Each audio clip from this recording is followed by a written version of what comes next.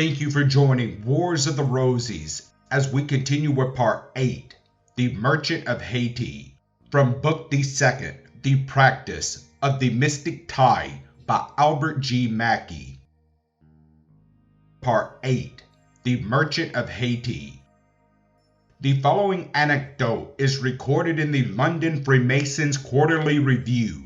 The reference to the name of Brother Herring, the estimable past Grand Secretary of New York, is a sufficient guarantee of its truth. Eugene Marie Lagrata, a Spanish Creole, a general merchant in Port-au-Prince in the Republic of Hayti, was in prosperous circumstances and highly respected when, a few months since, the revolution took place in that country. Notwithstanding his reputed character for being free from political bias, he was suspected of being hostile to those who sought for a change in the government and being fearful of consequences. He meditated escape, but was arrested before he could effect it. His intention to escape was pleaded as sufficient reason for the punishment of death, and he was ordered for immediate execution. The fatal guard was ready. The unhappy man knelt on his coffin in prayer previous to being blindfolded, and,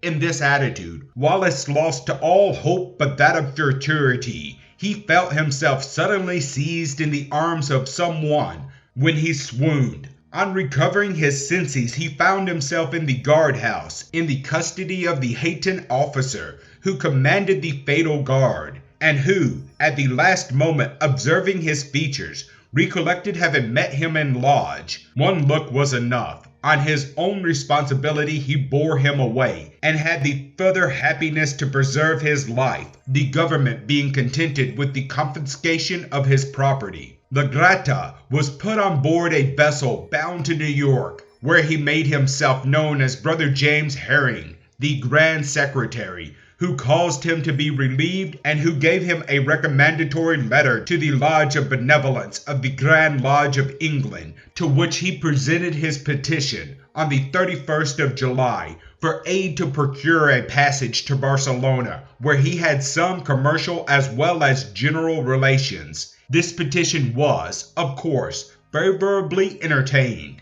It would appear, however, from a letter written to New York by Lagrata after his arrival at home, that he was not received with the same kindness by his anti-Masonic countrymen as he had been by the strangers of the Mystic Tie, who relieved him from danger and distress. For he wrote from the prison of Barcelona on the 12th of August, 1814, to say that in consequence of his Masonic papers being found upon him, he had been seized and thrown into a dungeon, with the expectation of being condemned to death.